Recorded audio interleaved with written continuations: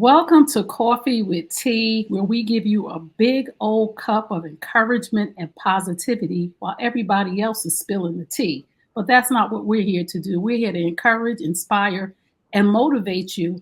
And today I am blown away myself, but I have a living legend, an icon in the building, and I am going to just let you see this bio, and then I'm going to bring her to the stage. Melba Moore is a Tony Award winning Grammy nominated vocalist and actress whose groundbreaking career spans Broadway, television, and music. With a 5 octave soprano, Moore has captivated audiences worldwide, breaking barriers and making history. She rose to fame with iconic Broadway roles in Hair and Pearly, earning a Tony Award in 1970. In 1995, she became the first Black woman to play Fantine in Les Miserables. Her chart-topping hits like This Is It, Lean on Me, and You Stepped Into My Life solidified her as an R&B powerhouse, earning multiple Grammy nominations and acclaim. During the pandemic, Moore's music received renewed attention when DJ D Nice, during one of his club quarantine live streams, played her 1978 hit You Stepped Into My Life, introducing her timeless song to a new generation of fans. Moore also reconnected with her creative roots, collaborating with her daughter, Charlie Huggins, to produce new music through their independent label, The Gallery Entertainment. The project, Imagine, features new material that reflects her deep R&B heritage, with the first single, So in Love, topping the UK Soul Chart for 3 weeks in 2021. Moore's recent performances, including a sold-out run of her one-woman show at NYC's 54 Below, demonstrate her enduring influence and versatility.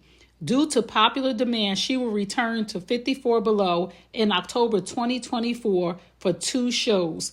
Throughout her illustrious career, Moore has been celebrated alongside legends like Diana Ross and Patti LaBelle, with appearances at major events like Oprah's Legends Ball. Her contributions to music and culture, including her powerful rendition of Lift Every Voice and Sing, have ensured her place as a steward of American history.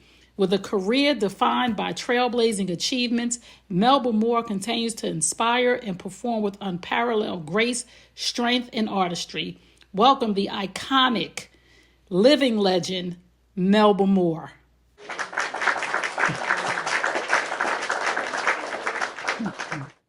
Woo! Welcome. Welcome. I am so happy to have you here. The things that you have contributed to the culture. And we have a culture shift right now with things that are going on, which I hope they turn around one day. But the things that you have contributed as a Black woman, the barriers that you have broken down for the Whitney Houstons, the Mariah Careys, the Mary Jays is incredible. And I just want to say thank you right now before we get into this. How are you? I feel really good. Thank you for having me. You look amazing. Listen, you look amazing. So the first question I always love to ask is to just tell us a little bit about your blueprint, your background, your relationship with your mother, and your relationship with your father. Well, I may unfortunately be typical, especially of people from Afrocentric backgrounds, because we came here as slaves, and the point was to break the family. So I come from a broken family, but we're in America where things get started all over again, and not by themselves, but by the well, first of all, we're a nation of nations, so everybody's here from somewhere else. So we'll always bring at least 2 cultures, and I feel like I kind of really embody that too. And I think because I'm a mature artist now, I'm blessed to be a bridge, as Miss Oprah would say, to here or to now and to the future. So my life started off as a child of a single parent in New York City. My mother was a professional singer. So it's in my blood. My natural father, his name is Teddy Hill, and he was a very famous band leader. So you could actually go and Google him now and find out who he is. So it seemed like I was destined to be famous and in this industry, but not at the beginning, because the family wasn't there to make it happen. And my mother was trying to take care of her mother, who had strokes. But we started out in New York City. So actually, the one who had the most influence on me was the one who brought me up, was my nanny. and we used to call her Mama Lou. Her name was Lula Hawkins, but she was orphaned, illiterate, a Roman domestic. Somehow found her way up north and came to live with my family to take care of us. But my mother, in traveling and being a singer, she met what became my stepfather, who was a musician from Newark, New Jersey. His first wife had passed away, and they began to work together as a music team. But they fell in love and got married. And so she moved me, my grandmother, and my nanny to Newark, New Jersey, where he was from. So then now he has a daughter and a son. So now I have a sister and a brother. So we start to become part of a whole community, which is your family, the first community that you're in. So now I have siblings. I got to learn how to get along with people. uh, they're musicians. My stepfather was a piano player. So he loved the piano and he made us all take piano lessons. So now music becomes a centerpiece of our lives and everybody's singing and playing the piano and studying music. So I'm already 10 years old and I find out I have a voice. But in my family, everybody got a voice. The point is, music becomes a centerpiece of my life for the first time. And usually, when you are the instrument, you learn that maybe about when you're 2 or 3 years old, especially if you're a singer. Maybe if you play an instrument and you're precocious, you might learn it. Say when you're 5 or 6 years old, you get to play a drum or a piano or something, and you find out that you have a musical talent. But to find out when you're 10 years old is really, really, really late. But I'm saying that to say that I think because I've always had everything happen to me late, that at this stage of my life, after I've been in for 50 years, I feel like I'm getting ready to start again because that's the way it's been. And so I think God has taught me through my environment and the way things have happened to me, never give up so that you always have some kind of a reason to be inspired and inspire others. And I think with music, it's a great, great, great environment to be in because we all have experienced music and know how it can inspire you just in a moment. It can change your whole environment. So I'm kind of, I guess, telling what it is I am as well as what happened to me and how I moved through life and began to study music and then become enamored with it. And when it was time, for instance, to go to high school, my stepfather wanted me to go to Southside because his whole family had always gone to that school. But he had entrusted me with music. So I wanted to study music by the time it was time for high school. So I told him, could I please go to Arts High School and study music? I love it so much. So he said, well, yeah, okay. So now I'm a music student because they you can study art too. And if you know how to paint and draw and that kind of art.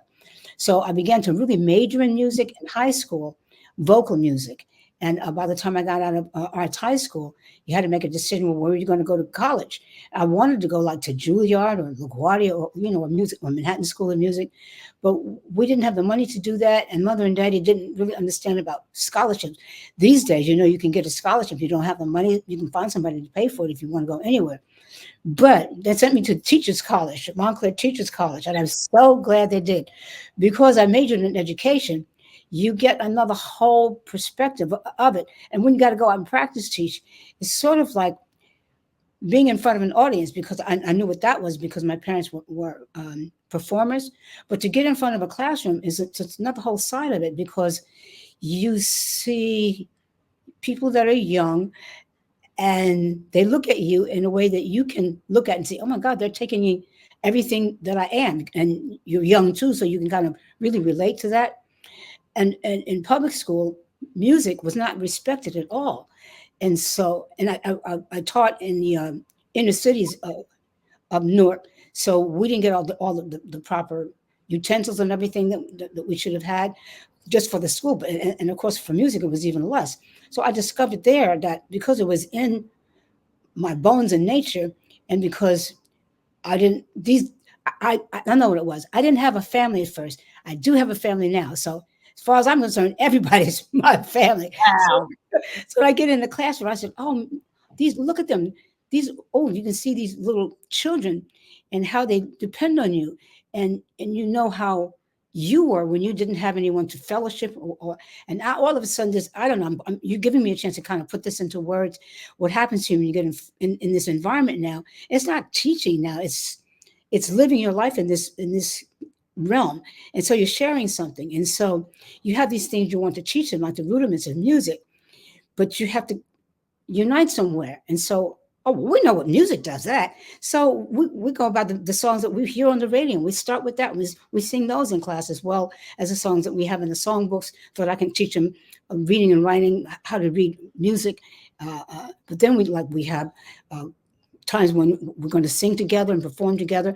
And then we put on programs. And so we start to do things where we get up and perform, and I teach them these songs. And well, I'm just getting a whole new inspiration for teaching.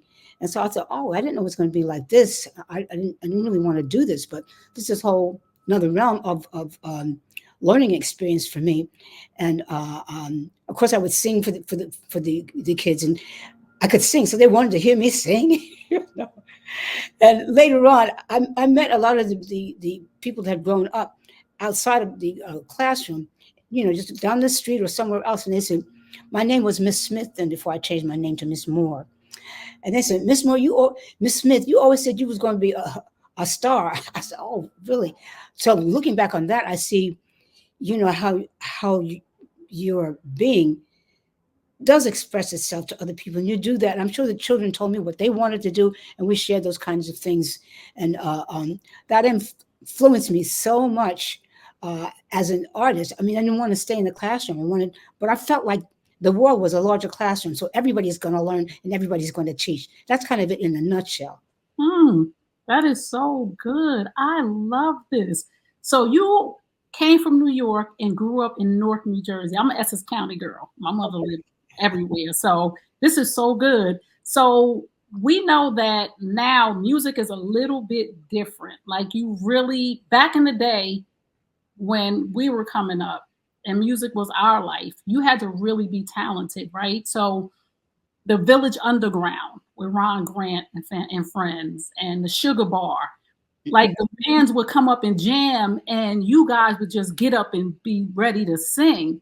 They call it open mic. Yes. Yes, and you guys would get up and be able to sing. So now that it's changed more in this era, it's more of a popularity contest. Talk about how the struggle was for you first in a time where Black people weren't allowed to enter certain places or get, it was a struggle to get seen, get awards. Talk about the struggle of that and how you overcame that with your talent to one, have a Tony, to be on Broadway. Just share that experience of navigating through prejudice and navigating through really having to compete with real talented singers. And I don't mean compete in a bad way. I mean, but you had to stand out. When I heard your voice, I knew it was Miss Melba Moore. When I heard Patty, I knew it was Patty. When I heard Aretha, I knew it was Aretha. So I'm so glad that you mentioned those names. Oh my goodness, go ahead. No, I'm saying that it was a lineup that you were in that was exceptional. How did you endure and how did you persevere? I don't think it happened that way. Okay. I think that's how it is, and because God is control, and these are gifts from Him, and you try to pursue your life, and different things happen to different people in different ways. And for me, I love teaching school, but I needed to try to be an artist. So my stepfather said, well, he was so disappointed. He said, Melba, I wanted you to have a real job, but he was a piano player. So I guess he should know. So but you're talking about navigating through prejudice, and his children would be the first to go to college and that kind of thing. College it was against the law for us to read, to write, to vote, to own property. It was against the law for us to get married. This is how we started our life. So you're asking a real question here. And we're talking about, okay, my time coming up and how do we go through it. So parents always wanted more for their children. We want you to get your education. We know the music, and we want you to get a real job. What's a real job? It was either working for the post office or teaching school. And I'm so glad they were that way because I'm a born-again Christian. I know if God wants it for you, it's never too late. That's it. But you always feel, oh my God, I'm everybody's doing this, and you don't feel like you can do anything. That's how you feel. You feel it's like shut down, and it is shut down. It was shut down for us. If you were Black and if you were a woman, forget about it. Okay. I mean, white women didn't have no rights. Okay. Okay. So, but I asked my dad, my stepdad, beautiful, beautiful. Well, I'm a Christian, so I know what names mean. His name was Clem, but Clement means mercy, clemency. That's his Oh, name. yes. So I mean, I think about that now, in retrospect. But so he said, okay. And he took me around to some of his agents and make a long story a little bit shorter. One of the people I ran to in somebody's office was Valerie Simpson. Yes. And she wasn't with Motown yet. She wasn't married to Nick Astor yet. We were just starting out in the industries. And while we were sitting there, we exchanged numbers and she invited me to come do some recording sessions as backup singers for whoever the current artists were then. So that was my entree into the industry. In other words, I didn't compete or anything. I was just trying to see, could I do something besides teach school? I mean, I love it and everything, but I want to see, could I maybe be an artist? And not like, I know I got this thing. It wasn't like that at all. Oh, So I got into studio work. One of the recording sessions that Valerie had, she was like a really, really good business person too. She was usually head of the sessions that she had gotten us hired for was for the music director of the Broadway musical Hair. They were still casting it. It wasn't on Broadway yet. Hadn't even been to a Broadway show, so I couldn't take any credit for saying, okay, I went and I didn't even know where to go to audition. It didn't happen that way for me. mm, I just told my dad, who was a wonderful person, could you see if you could take me around to some people that you know? This happened. We got in that place, and the recording session was for all the music from that Broadway show. And so it took over about 2 weeks to do all of the music. wow. And when it was finished, then the gentleman who was doing it was the music director and the composer for all the music. And he said they were still casting, and they were particularly looking for a couple of black people to do a parody in the show on the Supremes. So we were going, if anybody, they were looking for strong singers, and they said that if we would come down, any of us who was on, there's about 4 or 5 or 6 people, backup singers on the date, and they said that whoever would come down and sing for the director and the producer, they would find a place for us in the show. So I wasn't competing. Oh, okay. I guess that's my point for telling this Yeah, story. you were showing up. I was showing up, but Hmm. that's important. You pointed it out.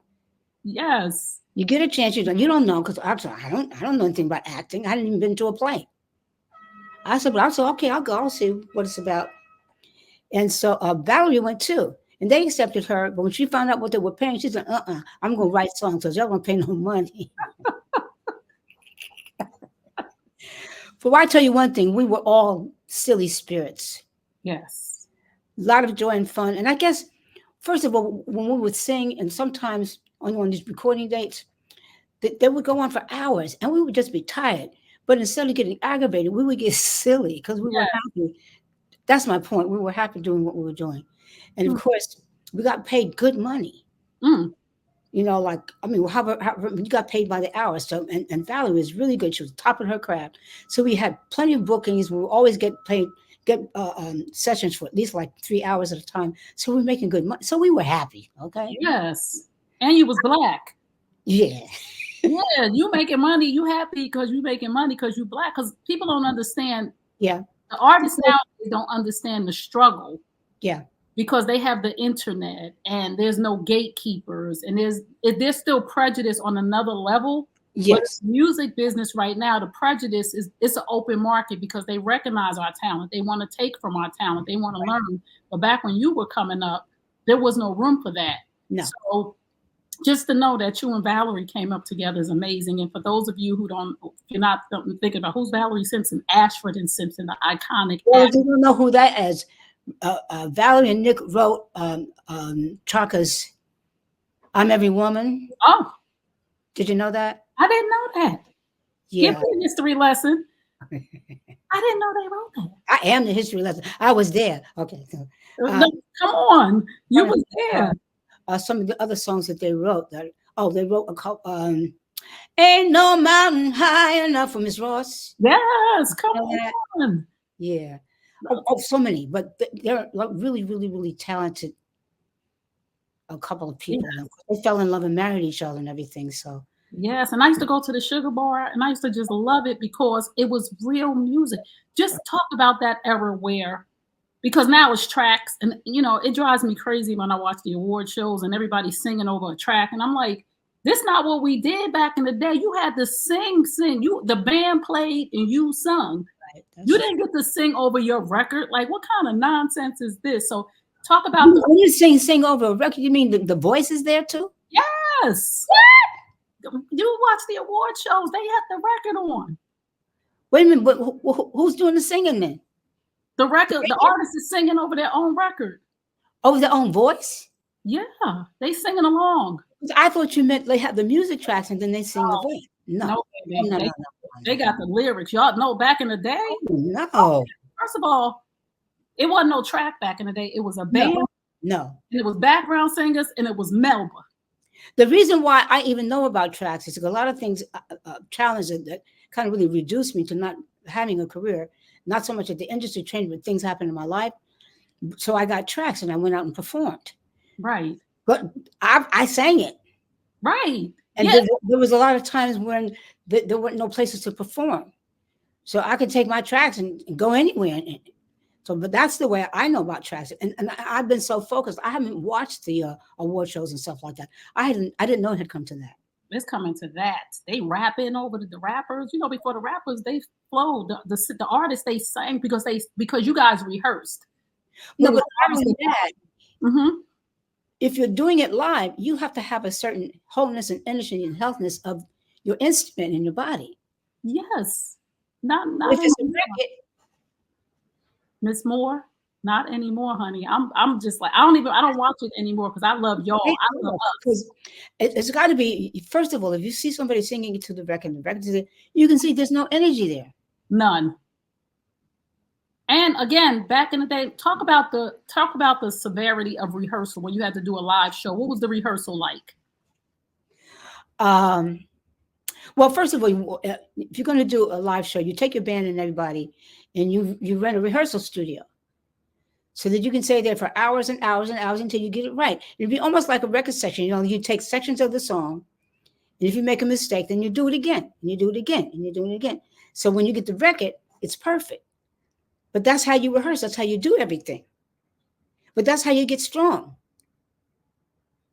But if you Being don't do that, you're going to lose your art. that this is right. I was going to ask you that. That's a good way to segue into the next question. Being that you are performing and you had 2 sold out shows and they're bringing you back, and we're going to talk about that too. They're bringing you back to New York on October 17th and 18th for your one woman show. How do you maintain your instrument? Because we know some artists, older artists who can't do it anymore. What was your secret to maintaining You you? have to sing with the whole body. I mean, I can't eat ice cream and stuff anymore. Me either. And yeah, and that's a whole, some of the things we have in common with everybody just with time. But God provides you with other things that you can do to maintain it and keep it in some good shape. Maybe you can't do some of the things that you did before, but most of us don't know, just in general, that a lot of the food is poisoning us. Y'all better listen to Miss Melba more. Yes. So if you're sick, you can't perform. Come on. And so the voice is breathing. But you know what breathing is? I'm snaking my neck, right? Come on. I'm right with you. Could you Breathing is the Holy Spirit. come on? And you know that, don't you? Yes, I love the Lord. See, so when everybody knows that, you know that. Yes. But we're so distracted. Mm.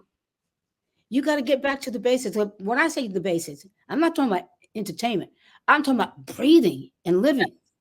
Yes.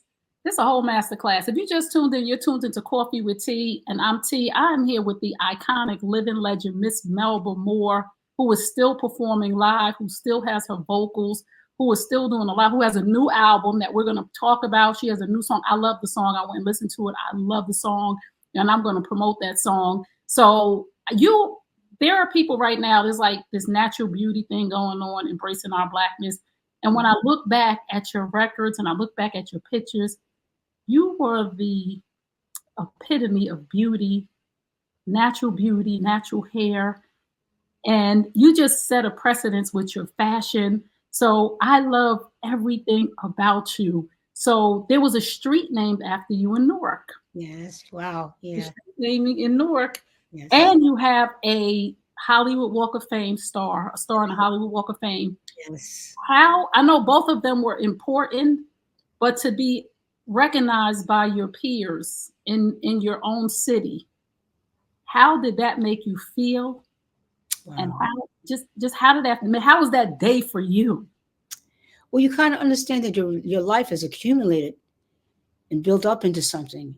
And if you're going to stand in front of people, you want them to see that because you see that in each other. I mean, I would really connect with that because I really appreciate the fact that I'm in a public industry. So I'm not just me, Mm, and it's not for me.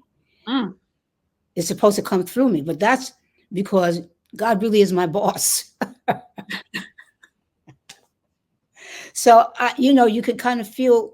Well, first of all, you look around you and see who's there, and you see the people who really made this happen for you. I mean, you did your part. Without them doing these other things that you don't even have a clue how they even work, you mm, couldn't be there. mm. Now your Hollywood Walk of I, Fame. I hadn't been up until these last couple of years accustomed to receiving accolades like that. And, I watch them all the time. I said, oh my God, I got to have something to say. So like for the star, I said, oh, I got to write something. But when I got there and I saw Tisha Campbell, I said, well, Tisha, why are you here?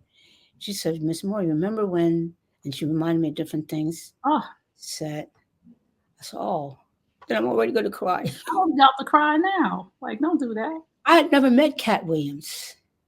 Right. And he looked at me. I kind of looked at him. We were starting to, kind of get to know each other for real, just even for a short time. In that time that we have, we're observing each other. And he says what he has to say. And that, yeah, he could have gotten his star now because he's so brilliant and so precocious, so such a genius. He said, but she should have it. And so, I wanted to do that for her. And then I saw Lunel. Of course, she's hilarious and a genius, but I see what a heart that she has. And these are the new gatekeepers. And you can be as talented as you want to, you can be as smart as you want to, but these are human experiences that come together to support each other to make what is a real community, a real extended family. Mm. And so I had my stuff wrote out, but I couldn't say it. So you just freestyled? No, I was standing there crying. Oh, I'm trying to say it. But I tell you one thing, when it's time to get down on the floor to reach my stop, see, I go to the gym. I could do that. I know that's what. Okay, what? Girl, my hip hurt. What we doing about these hips, Miss Moore? Please tell me, because my hip is hurting. Really? Yeah, Do, I'm do you 55. know about I'm 55. do you know about Pilates? I heard, but I've never done them.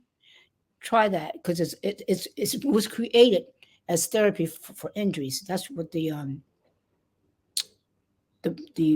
discipline, I don't know what you call it, is. Oh, okay. And so that's how I discovered it. I'd had what turned out to be exploratory surgery because we didn't know what was wrong with me, but it was, and I like to take dance classes and that kind of thing. And I couldn't return to it after I'd had the surgery for a long time. And some one of the dance teachers told me about Pilates, but this is now like 40 years ago. So Wow. it was just starting, and but now it's like Yeah, huge. I'm gonna But, try but Pilates. it's for injuries and realigning yourself, and it's therapy really. Oh, listen. I'll do anything right now. I don't want surgery, but when you start Right, doing, and it's to prevent surgeries if you can. oh, that's what we doing. That's what we doing. So let's talk about. Listen to this. Let's talk about this. Okay. During the pandemic, Yeah. you was watching D Nice, and he played "You Step Into My Life," and I'm oh so happy. You step.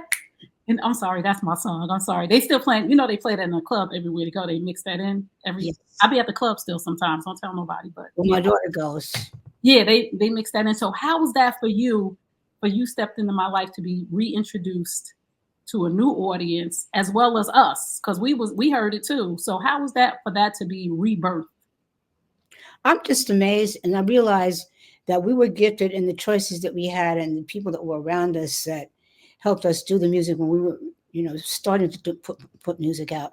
But that I think is so classic, not only because the Bee Gees wrote it and they just are great songwriters, and their songs by their Wait, hold performances, on. huh?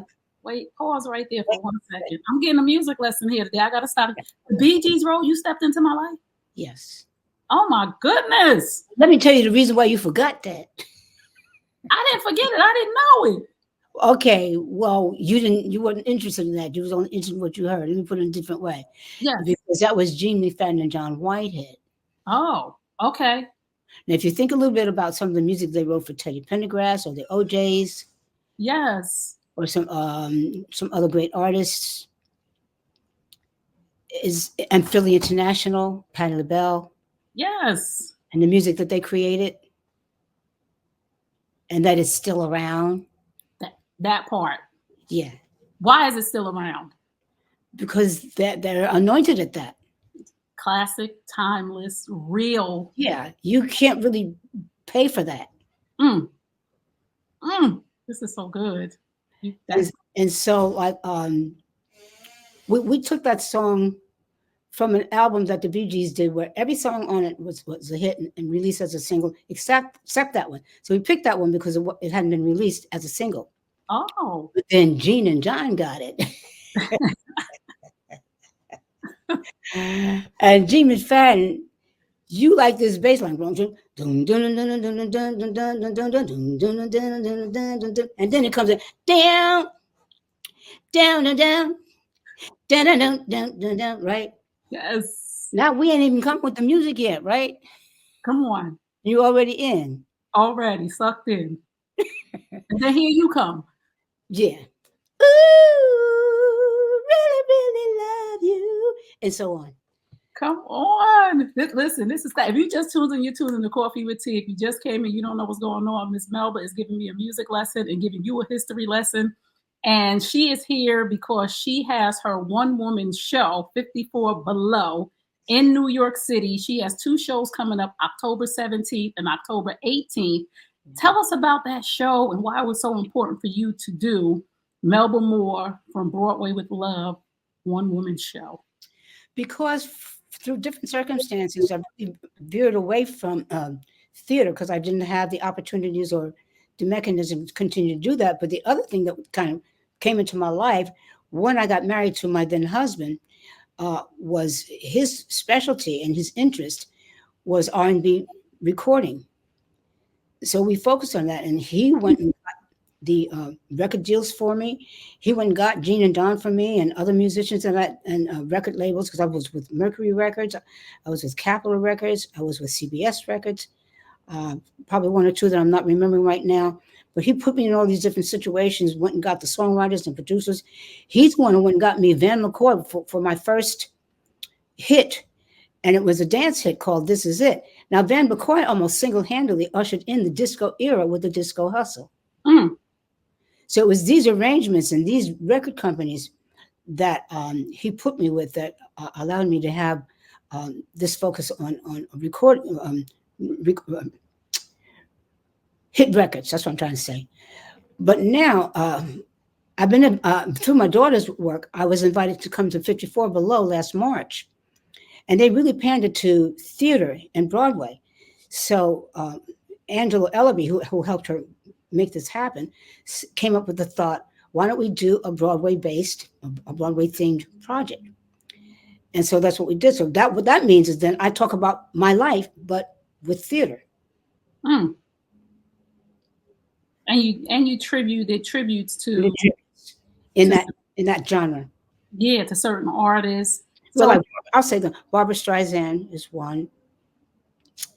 And one of the songs I do, well, I only do one song of hers, but it's called "Don't Rain on My Parade." I don't do so many interviews. I'm talking like a printer or something.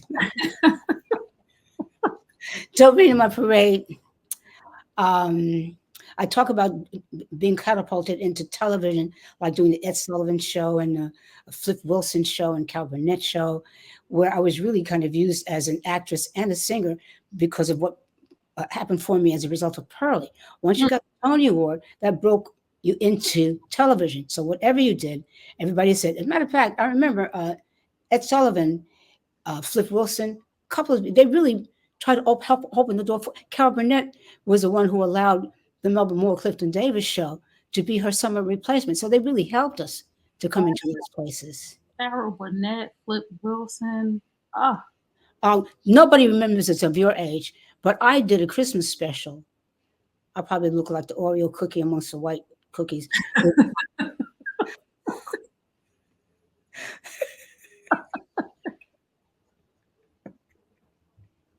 with Bing Crosby.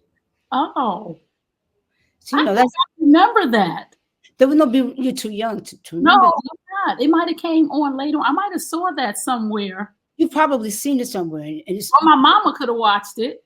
well, she would have to probably go back because I mean, I look at a picture of it, and Yeah, it looks like a family portrait, except I'm there. he's so crazy.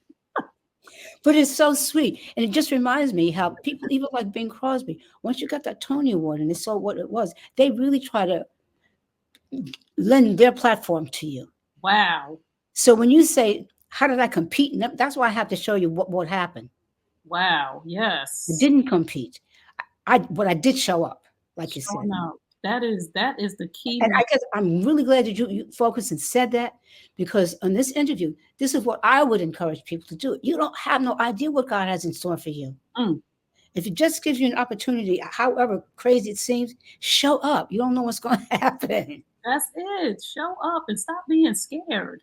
We Well, you can be scared. You're going to be scared. show up scared. Yeah, Do it afraid. yeah, That's our message for y'all. Do it afraid and show up scared. yeah. So you're going to be doing 2 more shows on October 17th and 18th. And how can people get their tickets? How can people find it? I'm sure there's a website of 54 Below. Okay. You can go to their website. We are going to definitely put that in the show notes so that you guys can show up and show out. Now we Please. know the 2 shows that you did in March were sold out. I did something right because they invited me back. So please come. Yeah, and how was that when you walked out there and it was sold out? Like, because I know we like, I hope people buy tickets, but how is it when you walk out there and people come to see Miss Melba Moore and it's sold out and you're like, okay. No, I said, because I've never played 54 Below before. I don't know if people are going to, and you have to market and you have to understand how it works now. Yes. And the thing, by the time we got there, I wrote the show. So I'm saying, okay, what's my first line? Oh, right, right. So in other words, I'm scared to death. Ugh, do it scared. So, yeah. Do it scared. Because, you can say it's excitement. You can say whatever you want to, but you're like, you're not home in bed. I'll tell you that. Right. And there's a lot to think about. Yes. I have brand new costumes. I mean, I don't, there's something pushing me here. And I'm saying, you can't think about that now. What's the first line? There's no cue cards. Well, I'll just say this. It was exciting. Right. Were there cue cards or you just had to, all of this was just memory? The place is very small and intimate. Ain't no space for cue cards. Oh, okay. No, seriously, because everybody has, their notes or they're not. Well, I'm saying too, the stage in the room is very small. Right. So you're really on top of each other and everything. So I'm thinking about, is my face okay? Because they can see me. This ain't no camera. Right.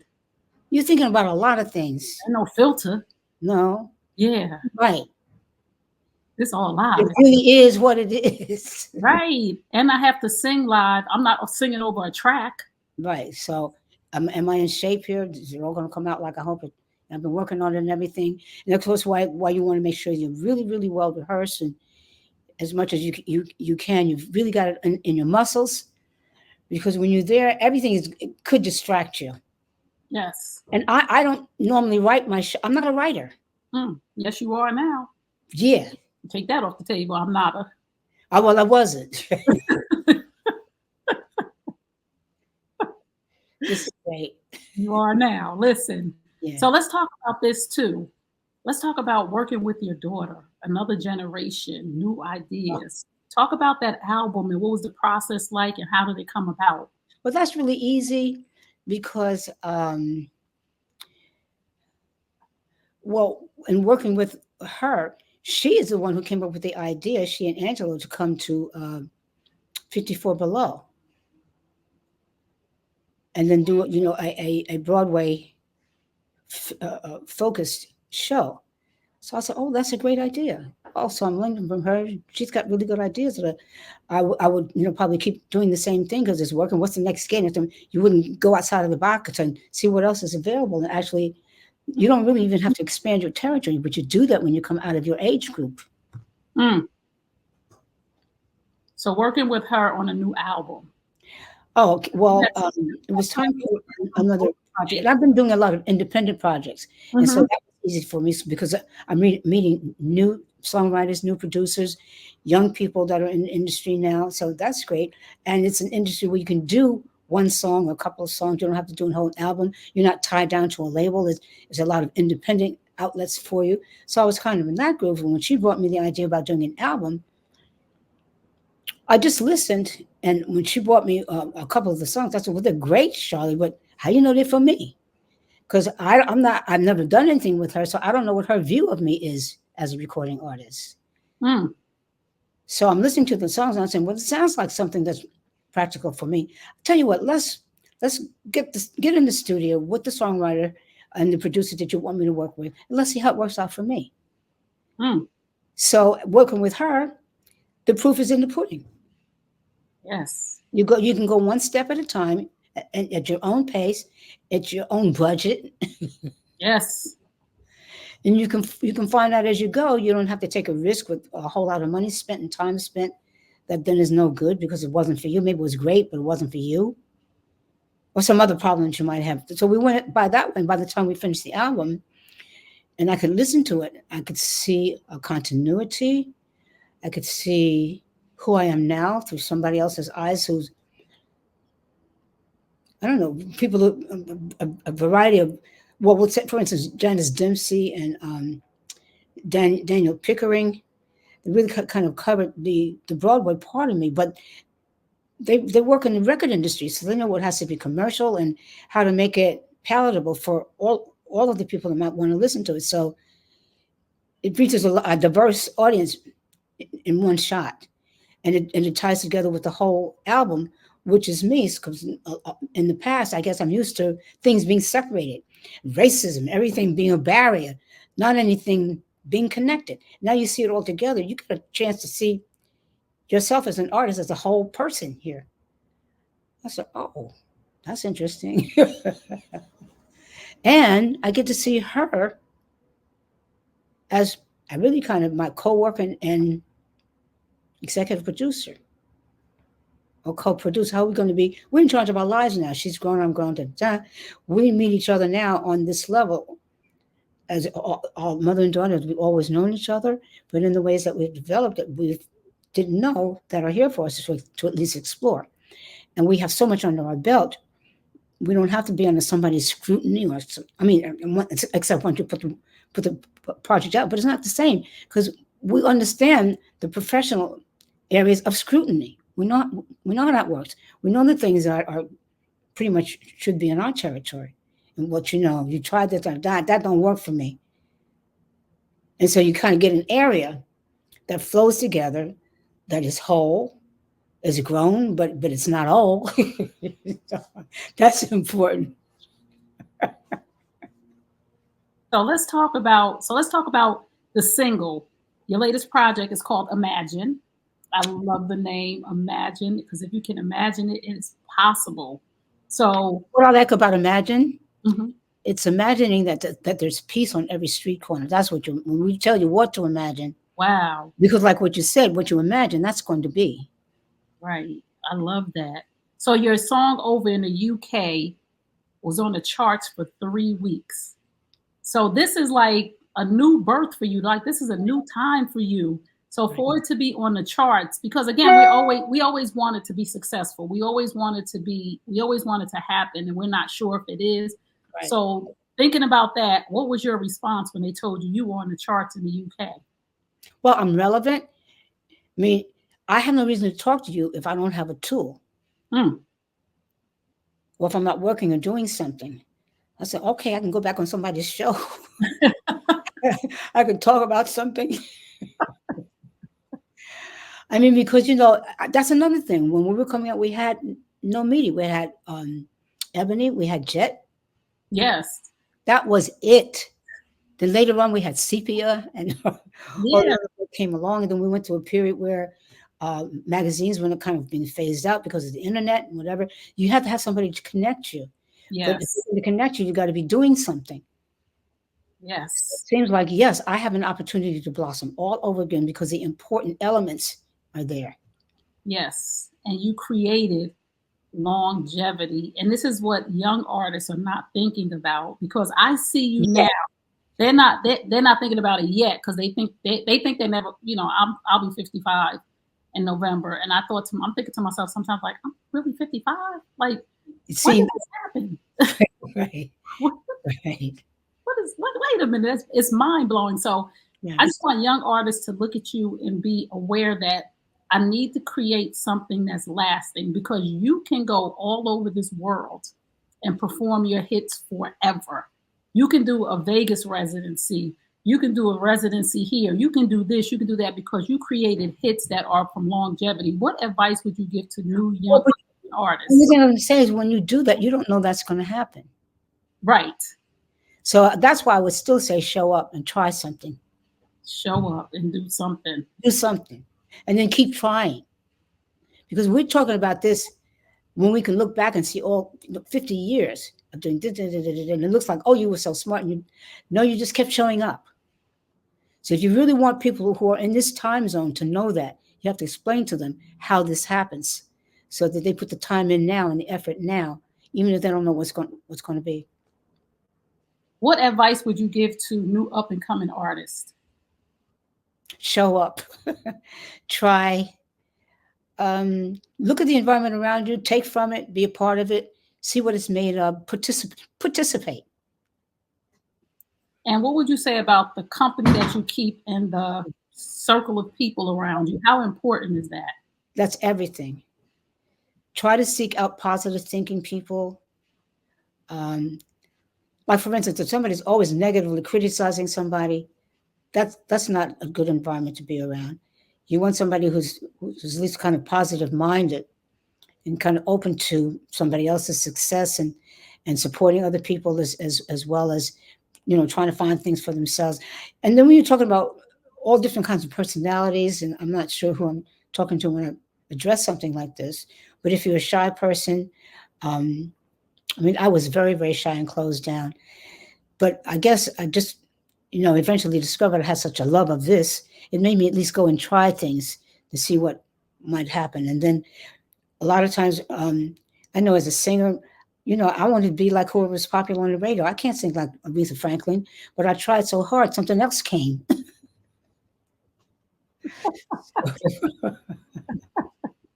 That's good stuff right there.